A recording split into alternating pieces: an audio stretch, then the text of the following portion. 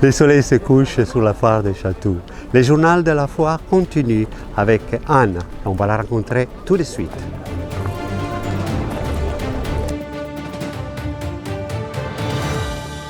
On l'avait déjà rencontrée pendant les prix Marcus.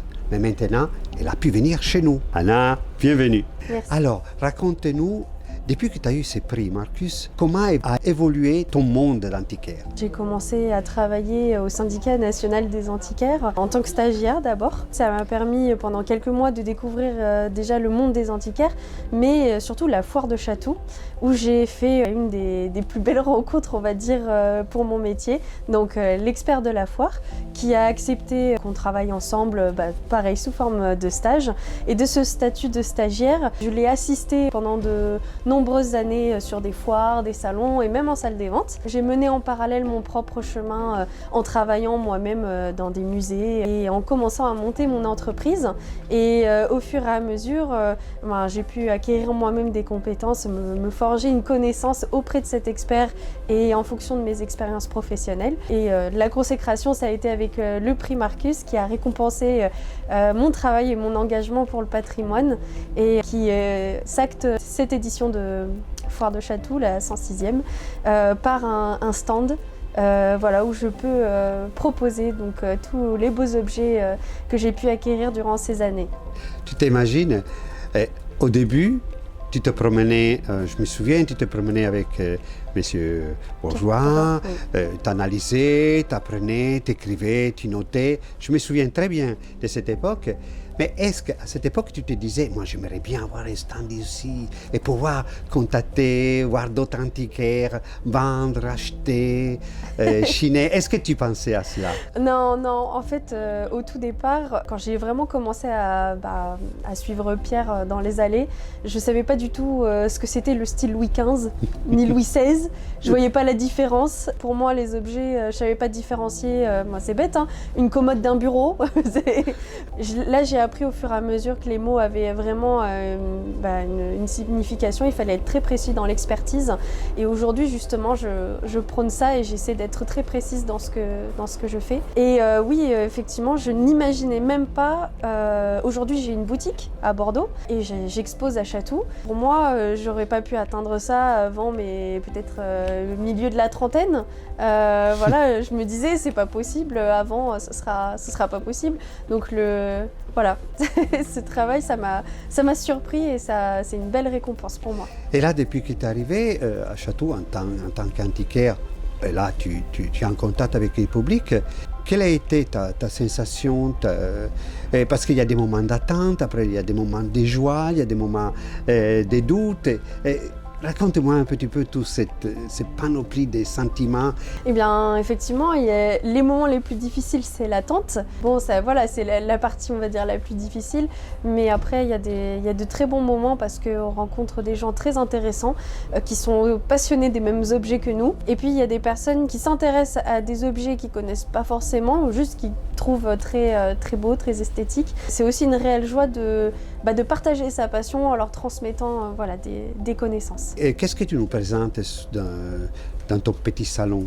Dans mon petit salon, je présente un peu de tout parce que je pense que la foire de Chatou, c'est vraiment la diversité de marchandises. Donc, je présente autant des choses, on va dire, modestes dans leur valeur, mais qui sont très décoratives, très, très sympas à utiliser, même dans un usage quotidien. Et je propose également des objets ou du mobilier du XXe siècle. Donc, ça peut être années 60, 70. J'aime beaucoup parce que cette ligne, elle matche complètement avec les lignes du XVIIIe, notamment Louis XVI, qui est assez classique. Donc j'essaie de mixer les deux et ça permet en fait d'avoir une composition de plusieurs gammes d'objets de différentes époques qu'on peut proposer à tout public, à la fois aux collectionneurs, à la fois à quelqu'un qui fait de la décoration d'intérieur et puis simplement quelqu'un qui passe chiner et qui veut juste se faire plaisir pour un coup de cœur. Donc on va se déplacer, on va aller sur ton petit salon, comme on a dit. Allez, bien, on y va. Comment tu trouves l'emplacement? Il est parfait, c'est un angle, c'est face au sens de circulation, c'est parfait. Ah, je vois des nouvelles choses, tu as rajouté quelque chose? Oui, oui, tout à fait. Cette table n'était pas là, les chaises n'étaient pas là. Il y a beaucoup de choses voilà, que j'ai ramenées. Ces bougeoirs n'avaient pas été visibles, toute la vitrine aussi. Ah oui, oui. Après, bien sûr, les bulletins avec oui, l'image de ta remise des exactement. prix et la fameuse horloge. Et l'horloge, je l'ai vendue. Et alors?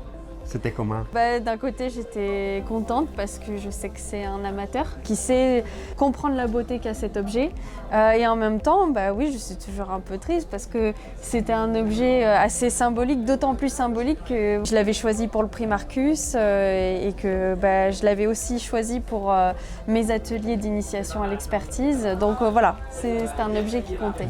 Et à propos, cette histoire d'expertise, on en est où? Moi, je continue d'apprendre sur le terrain tout le temps. Donc, c'est en chinant, en lisant, en travaillant avec des professionnels tels que l'expert de la foire, dans notre cadre, dans les musées, que j'apprends mon métier au fur et à mesure.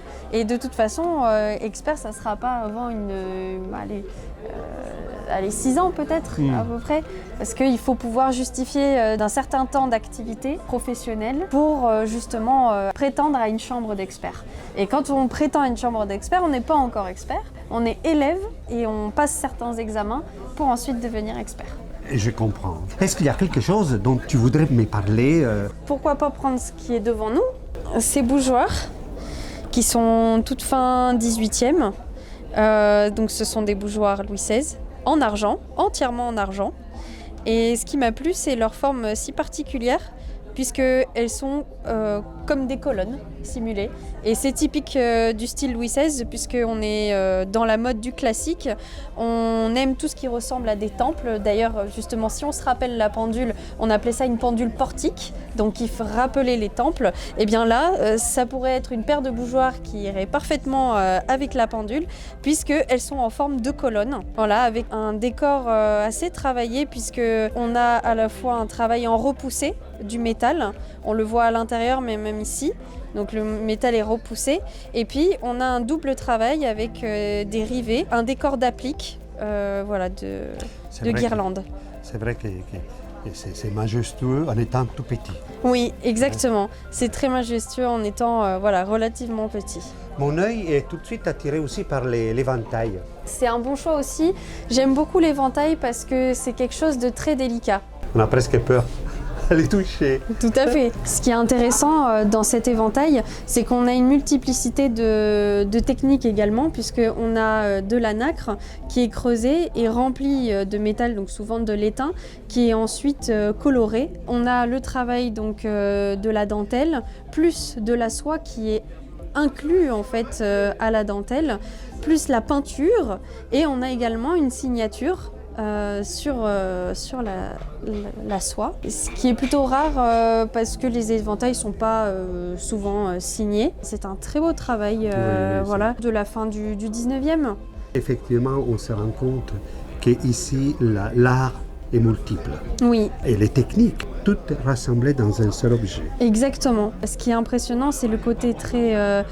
on va dire léger et fragile des éventails. Oui, très fragile. Voilà. Et ça, les clients typiques, c'est un collectionneur, c'est une collectionneuse. Oui, alors ça peut être des collectionneurs. Évidemment, ce genre d'objet, on ne l'utilise pas pour s'éventer l'été, même si on a très très chaud. Il vaut mieux réserver cela, par exemple, à un éventail un peu plus modeste que l'on peut observer au fond. Anna, je te remercie de nous avoir accueillis dans ton monde. Avec plaisir. N'oubliez pas de vous abonner à la chaîne et de cliquer les likes. À la prochaine, merci. À la prochaine, Ciao. et merci de nous avoir suivis.